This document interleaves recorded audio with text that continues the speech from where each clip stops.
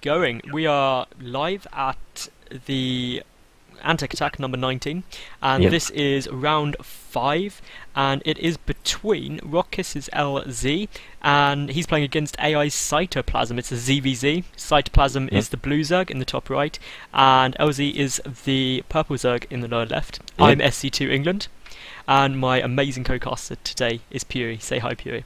Hey guys. So, Puri, what do you reckon is going to be going on? I mean, you just cast the game from Cytoplasm. How was he playing? Was he good? He played fairly well. Don't push the bar out too far there. Only Yeah. fairly No, well. He it was, was- he was fairly well. I feel like while Acro, his opponent was good, I feel like Cytoplasm was just another level above him, so he didn't have to try that hard, in my opinion. It seemed fairly easy for him, so I don't want to say like he played amazing, because he didn't really play amazing, he just stomped his opponent.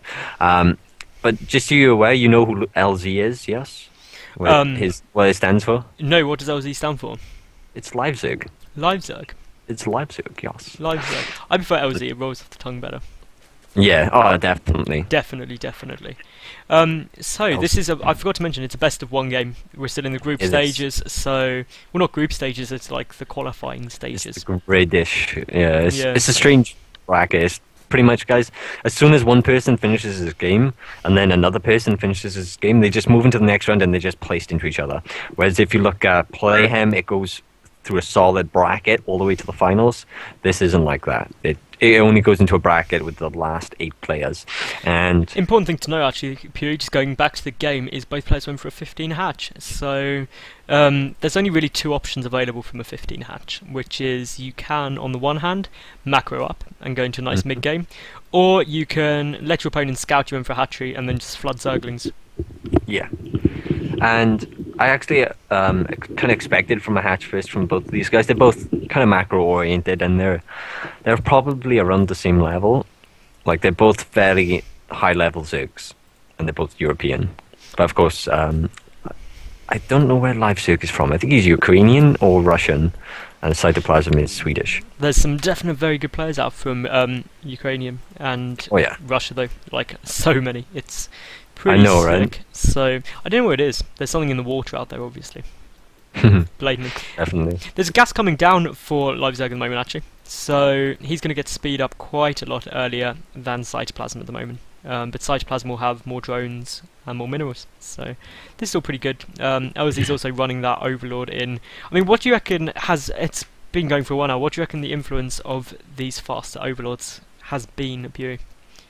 I feel like it's been slightly safer and greedier. Well, not safer, slightly greedier openings, because they're faster. Zergs are a lot more like they can get in and out much faster, pretty much. Especially against a Protoss, like they can have their scout before your Stalker's out. Against Terran, probably not so much. And Zerg, again, like it takes a while to get your anti-air out, so they have a nice little scout.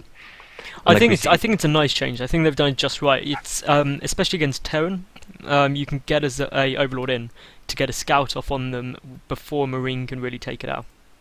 Yeah, and like we noticed a lot of Zergs don't drone scout anymore, because the Overlords are fast enough where they feel safe with that scout time in. Yeah, I think that's perfectly legitimate, really.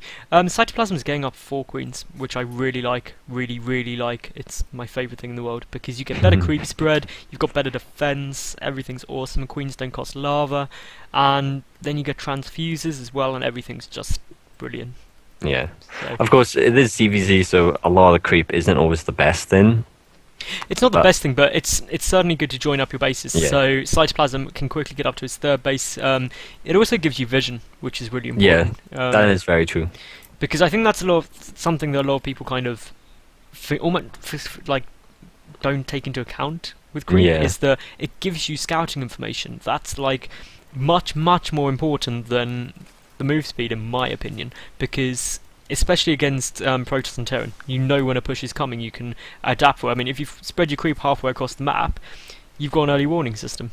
Yeah, and it's not even just that. Like, if you look at ZvT, like, you don't siege your tanks on creep. So if you have a lot of creep, they have to kill the creep tumors and then slowly push, and that gives you a massive amount of reaction time. Exactly. The one thing which we are getting different at the moment is that LZ went for a Baneling Nest, where Cytoplasm's gone straight for that Roach one. Yeah. So And we actually have the lair in production for Cytoplasm, and they both have their third and fourth gases. it's all pretty standard at the moment. I mean, the only difference is just the lack of a Roach one at the moment for LZ. He's got those Banelings purely to be defensive if he needs them, but not looking like he will. Tried to morph some in just the very north of Cytoplasm's base there, but the Queens did spot it. So nothing too exciting going on yet. And I wonder what you think will be the bigger change. Okay, actually, this is what I was about to say. Cytoplasm's actually gone for his third, or has his drone there ready, and it's just even though the builds are still fairly similar, and obviously Banes and Roaches, that's a slight difference. Going for your third hatch or invest into a lot of units is where they'll deviate it quite a lot. To be honest, the big difference is just how many Roaches LZ's flooding right now. He's just getting so many. I reckon he's going to go for a timing push when that +1 missile attack's done. And Cytoplasm's going to struggle with it because ultimately he's getting his infestation pit out and getting that third base, which is will be good once the infestors are out, but he's going to be very, very vulnerable before that. Oh yeah, and LZ's following up with about 20 Zerglings behind this as well, so it's just going to be a lovely time push, but Cytoplasm's Overlords will see it. Yeah. So it'll be interesting to see if he can hold it. If we look at the Roach count, it's actually 18 to 13, or 18 to 14 now in favour of LZ. But those extra Zerglings are what are going to really make the difference, because it may seem odd, but Zerglings tank damage from Roaches really well, because Roaches hit so slow. But the Banelings are going to get engaged, and this is going to be a big engagement, don't you think, Pew? Oh yeah, this is going to be really good. Cytoplasm's pulling back towards his Queen and the Spinecrawler just to get that extra defensive posture. Of course, Cytoplasm's Roach speed is about to kick in, so that means he will have faster Roaches, and the Banelings are running in. And that is a big Baneling hit, absolutely everywhere, taking so much damage, but a better arc there for LZ. Oh yeah, for Cytoplasm rather, much better arc. And he did have a couple of great transfuses, and GG is actually called from roxkisLZ. So